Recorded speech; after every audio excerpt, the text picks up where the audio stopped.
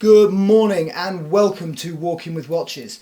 On today's episode I'm joined by my very own Omega Seamaster 300 from the early 2000s, and I'm going to be using this watch and the story behind this watch to explain to you how you can get your hands on any watch that you want.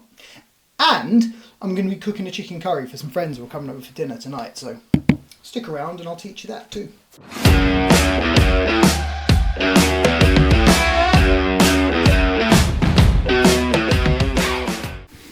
Right, so first and foremost, a bit about me as a collector really. So I got into watches 10 plus years ago, but I didn't really have a proper watch collection until this one came along. Now, this particular piece was actually a gift from my wife. She gave it to me the day we got married. And I know you're thinking, well, what does this possibly have to do with getting any watch that you want? Well, I'll explain. It all really boils down to a few things, a lot of life factors which I have found over my years as a collector have been more important necessarily than the watch I'm chasing next. It was never really a case of not knowing what it was I wanted to buy next. That was always the easy bit. It was more a case of, am I in a position in my life where I can justify getting this watch? And that was never a decision which sat with just me. Now, getting a watch as a wedding present is one thing, but it's another thing entirely building a collection that really works for you. Now, in my opinion, the world is full of horrible watch collecting advice about when it comes to building a collection.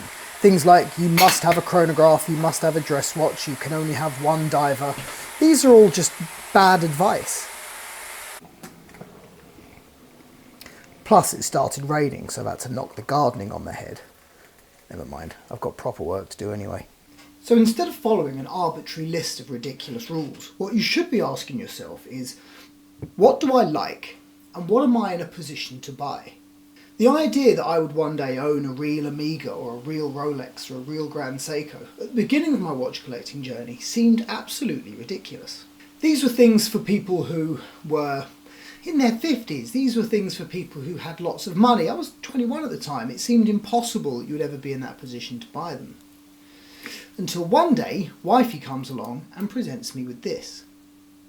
Now, this may not be the most expensive Omega in the catalogue, it may not be the most desirable Omega in the catalogue, it may not even be the most collectible Omega from this particular era of Omega.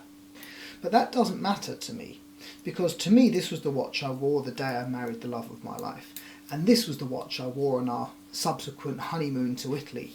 This is a watch that's been everywhere with me. I've worn it to work for the best part of a year and a half. It lived on my wrist in that 1 year period after we got married.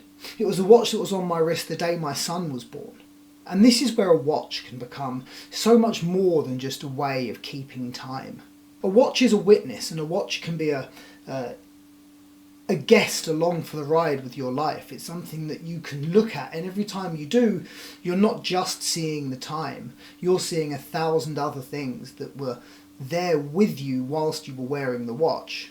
So this watch then made me realise what is actually the secret sauce to building a watch collection and to getting, in essence, anything you want.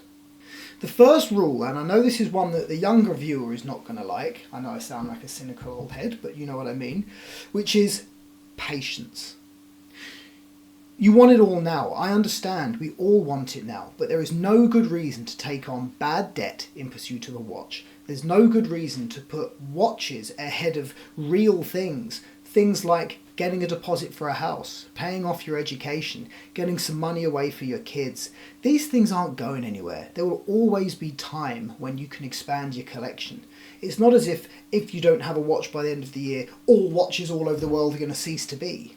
This watch taught me the most valuable lesson of all, which is when you're building a collection, you need to be patient. Furthermore, this watch taught me another extremely important lesson, which is keep your other half on board. And there are many ways you can do that. For example, you could cook her a chicken curry, like this one.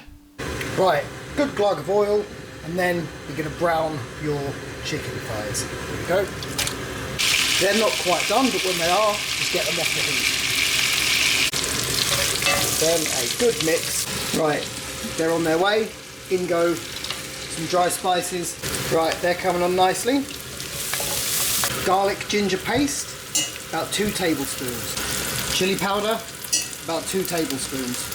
ground coriander, 2 tablespoons, turmeric, garam masala, salt, splash of water, let that cook. 2 tomatoes in the pot. I can't hold the camera and the board at the same time. Okay, we've got the beginnings of a sauce coming together there. Right, give that a good stir.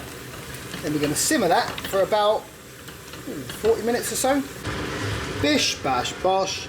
I tell you what, if that doesn't get you the good grace for a new watch, then nothing will.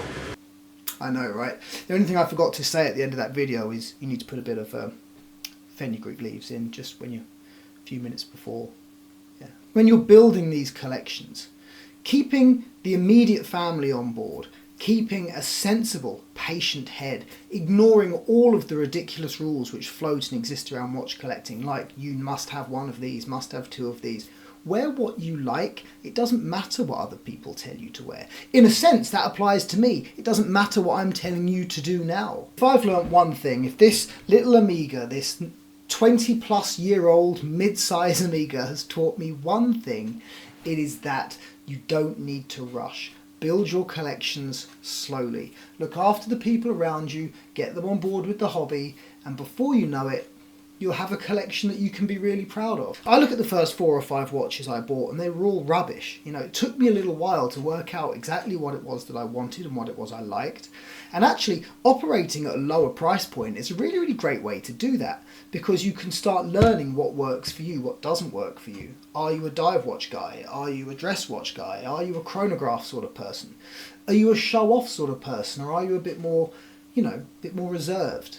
Now, I'm not going to be facetious enough to sit and pretend that all you need to do is cook your wife a chicken curry and she'll give you the permission to go ahead and spend 10 grand on a Rolex. That's absurd.